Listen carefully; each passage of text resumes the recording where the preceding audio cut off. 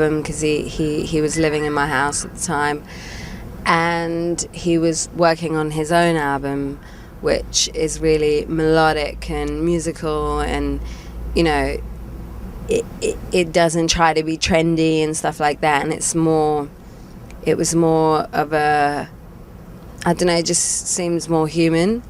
And so I think when I first came down to sketch like some ideas down and stuff, he just made me more comfortable, you know, singing and stuff like that. And I think Roscoe represents the polar opposite, even though they're both equally, I think, musical geniuses and can make something out of nothing, and you know, just super like focused on the music.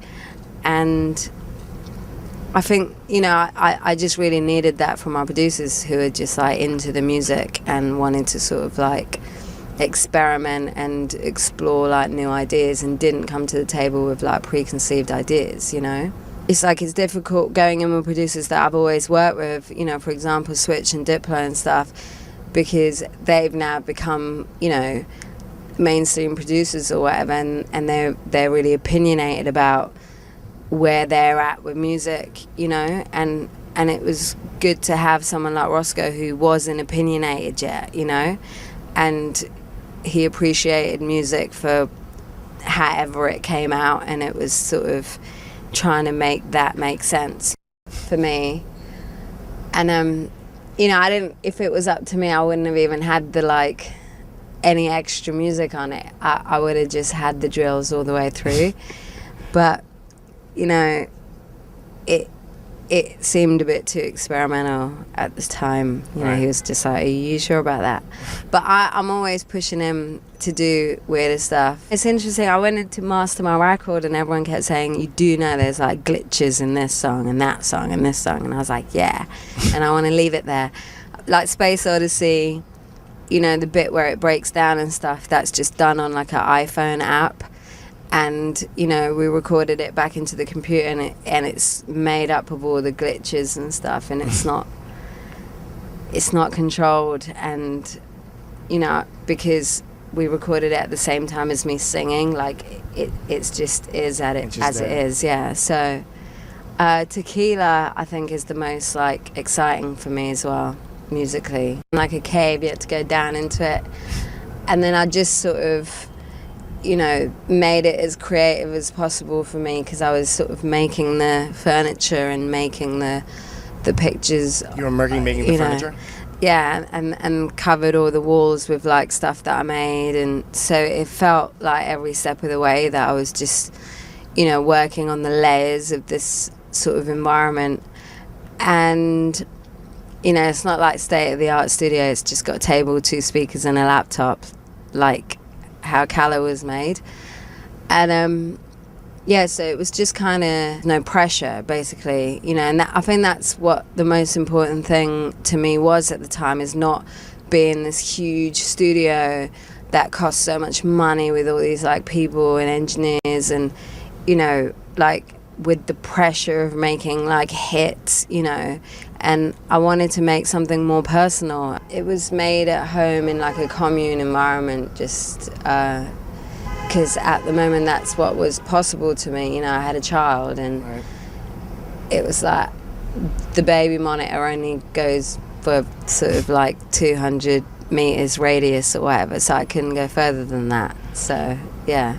Does the baby react to particular tunes or to music in a certain way? Yeah. Yeah, I was making Rai-Rai's album when I was pregnant, so he's into that sort of stuff more. And yeah, he's... Is it sounds or is it just movement?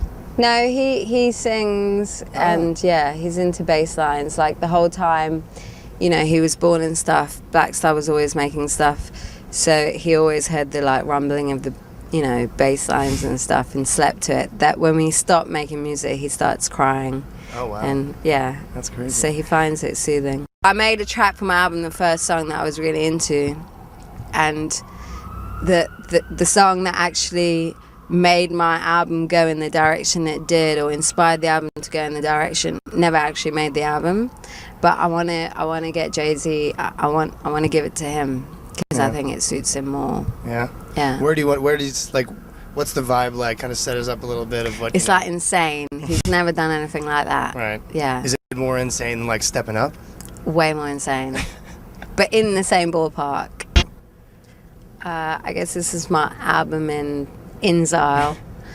And Is this your like American meat and potatoes album almost?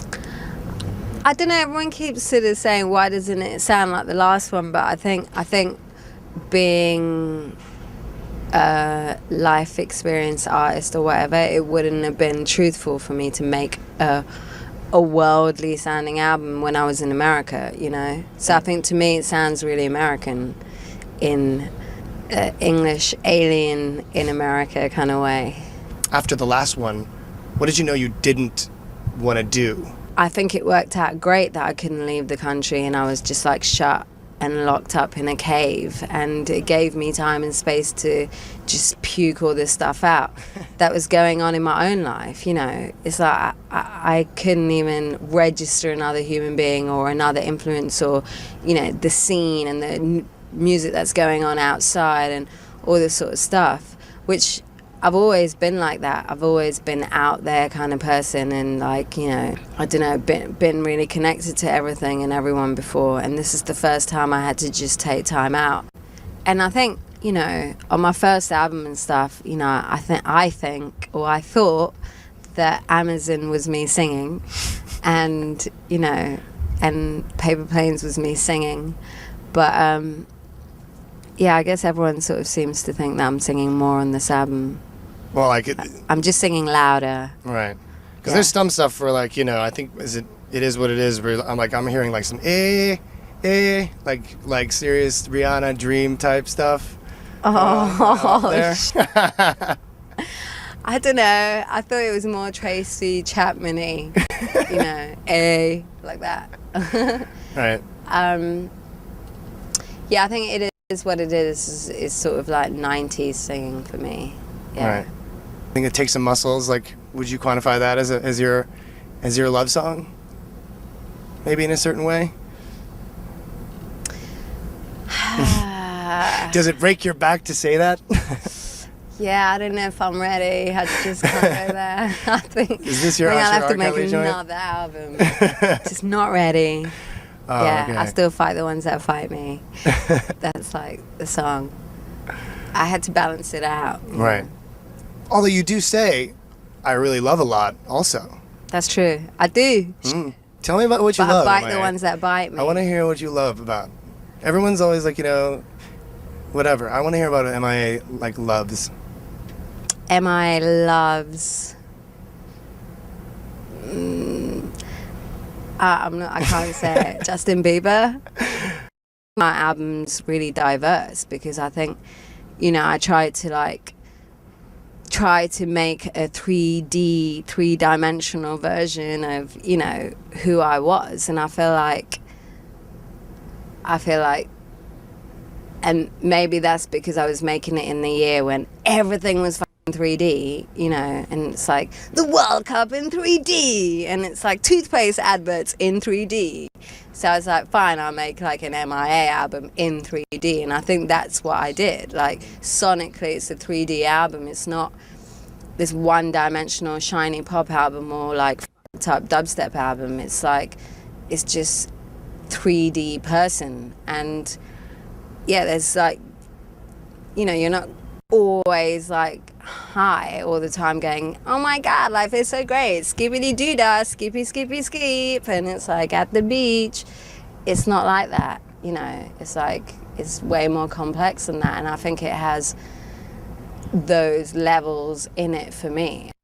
I don't know, you know, thinking about Born Free like what, a month on or something is interesting because last week the you know,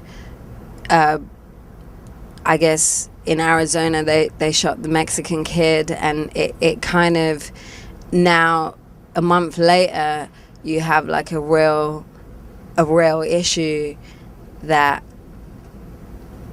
went down, you know, or if you think about the boat, you know, that went into Palestine with all the sort of activists and stuff. Like since the video came out, there's been like events, or even yesterday the story about, you know, the president being able to shut the internet down, you know, with one button, the kill switch or whatever, which is all really interesting. This is not weird, like crazy, you know, conspiracy theory. This is mainstream media. Like, that is not, I wish I was more, you know, I wish I was talking about way more underground theories, but it's not. This is just me digesting what I see in the mainstream, you know.